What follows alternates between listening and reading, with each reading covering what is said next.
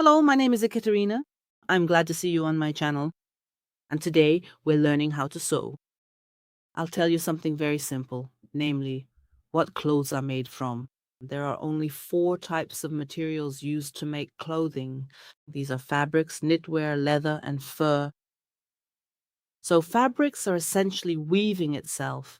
It's one of humanity's oldest inventions. It is several thousand years old. And here's how weaving was done. For example, by the ancient Egyptians and their predecessors, even earlier civilizations. Basically, we do it exactly the same way now. It's just that the process is automated now. So the principle of weaving, the long warp threads are stretched out tightly. However many threads a person has in length, that's how many are used. And that's how long the piece of fabric will eventually end up being, the one that's being woven.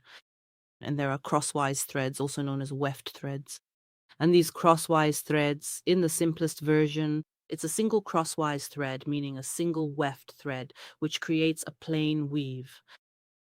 With an offset in a checkerboard pattern, the weft thread interlaces with the warp thread, then the thread turns around and goes back in the opposite direction.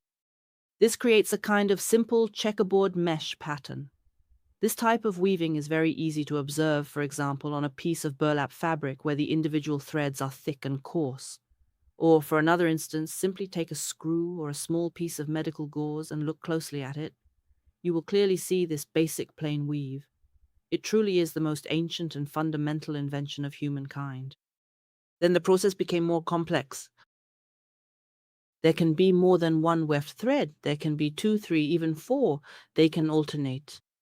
When working with each other, they can be of many different vibrant colors, various unique textures, and they can create a wide array of intricate weaving patterns. But the fundamental basic principle remains exactly the same as it was many, many centuries ago. Next, knitted fabrics. These items are knitted, and in fact, they are made using the exact same fundamental principles as traditional hand knitting. When you think of hand knitting with needles, those of you who already know how to knit can easily picture this process in your mind. And those who don't can, for example, watch their relatives doing it at home or simply look up something like The Art of Knitting on YouTube. There you can see exactly how the needles interlace the threads to create a beautiful finished knitted fabric. In general, the art of knitting began with primitive hunters who would tie snares and traps, weave nets, and make fishing nets using basic materials to survive in their environments. They also knitted chainmail to protect themselves in battle. But that was no longer ancient people, that was already closer to civilization. So the principle of knitting was known to humanity, and quietly, knitting stayed firmly in the distant background. The primary material used for making clothes was fabric, and knitting was secondary. It primarily existed in the form of stockings, socks, and blankets. And somewhere starting from the 19th century, that's when knitting, or rather knitwear, began to actively integrate itself into the daily lives of people. Why did this happen? Because the industrial knitting machine was successfully developed, which could knit much faster than any single person. And knitted fabric could be produced faster than woven fabric. And when did the century arrive? The 20th century, the age of automation. Plus, it's the era when humanity, let's say, not only took off the corset, but also began to think in a completely different way. Knitted fabrics became increasingly acceptable, not only for the production of underwear, but also for everyday clothing that could be worn in various public settings. And there are certain categories, for example, homeware, sportswear, there you won't find anything made from woven fabric at all. Well, I suppose except for, a few specific jackets, but almost everything else you see here is knitwear.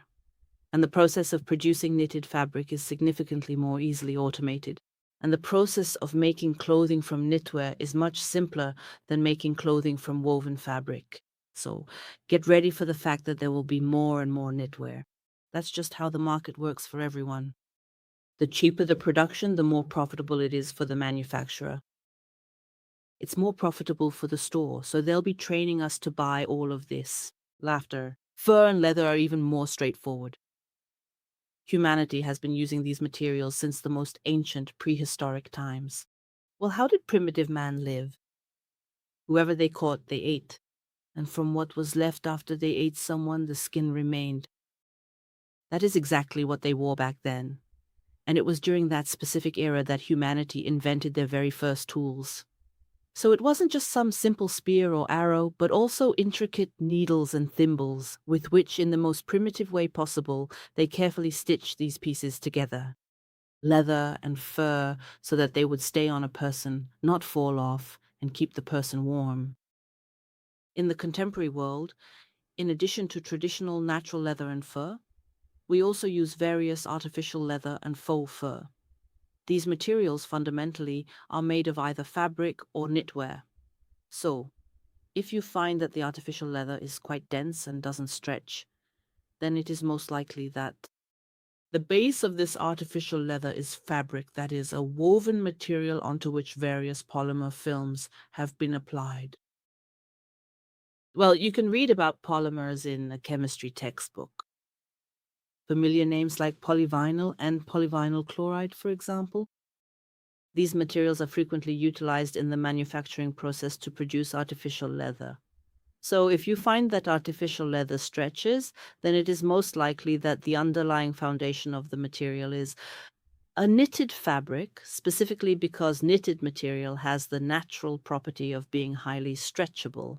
Furthermore, specialized polymer films are also applied to this base, but their specific characteristics must be such that they adhere firmly to the surface. The knitted base layer. And they also need to have the property of stretching and staying firmly attached to this base. Artificial fur is also knitted fabric. That is, in the process of creating knitted fabric, various types of threads of different compositions and thicknesses are used. For example, two threads or perhaps just one thread form the foundational base on which the fur will later be held. And then one or even two additional threads are usually used for this. Now, this kind of looped fabric is somewhat similar to like a terry towel. If you look, there are little loops there. Fur is made according to the same principle. First, a looped fabric like this is created. Then these loops are carefully cut and trimmed, and the material is combed out so that the loops become soft and fluff up. As a result, the finished fur can end up looking just like real animal fur of a real living creature. So they carefully trim the material and dye the fibers so that it can pass for the fur of a fox or a lamb, for example. And there is fur that is intentionally dyed pink or green. Yes, I am artificial, that's just how I am. And that's exactly what makes me special. Leather and fur can be either natural or artificial, and the same goes for fabric and knitwear. They can also be natural or artificial. What does that depend on?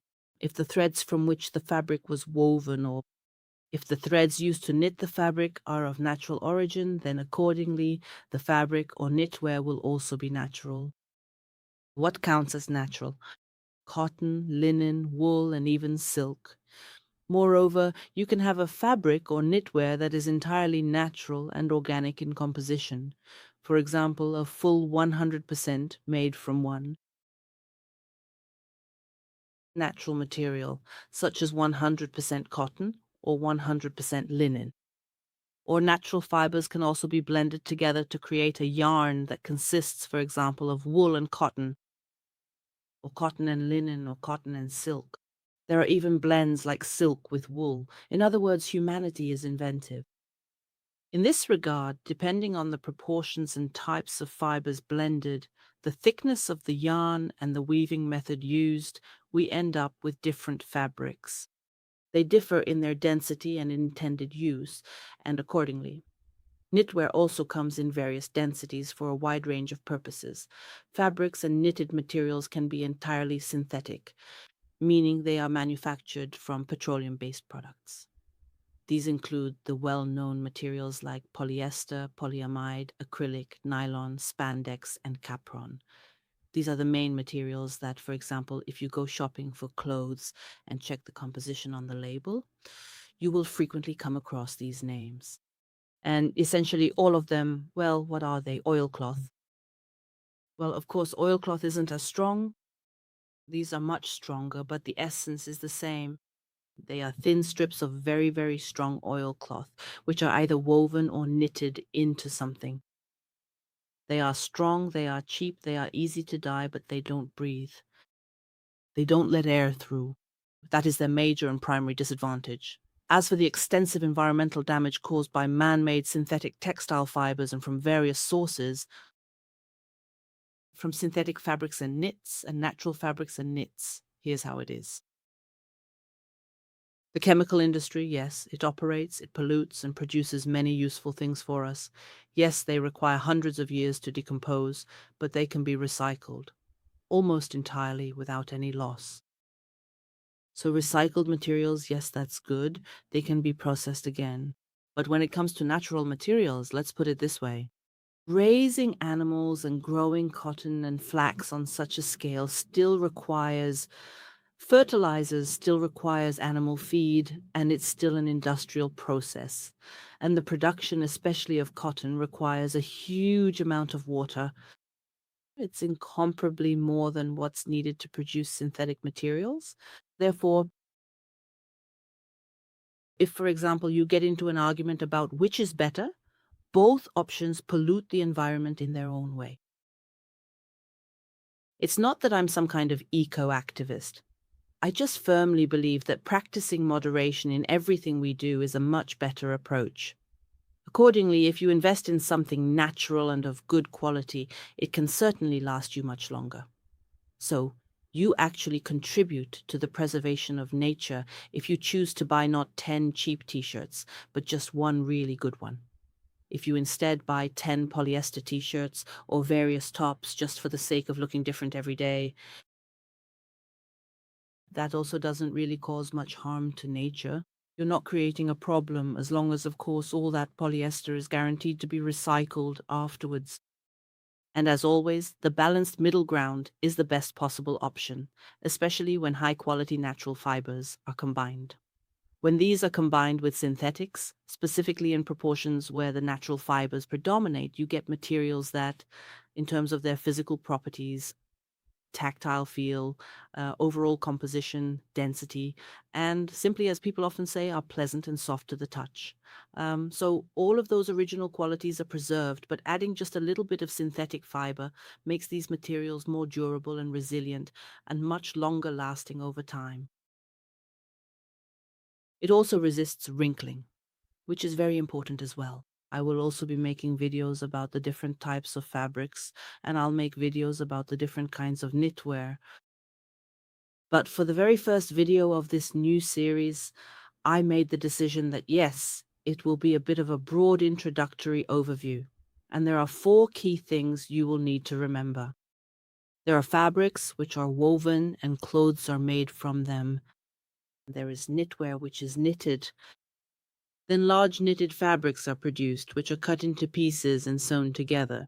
This also results in clothing. There is fur and there is leather.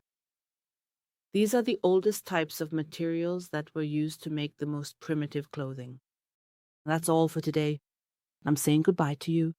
All the best to everyone and much success. Goodbye.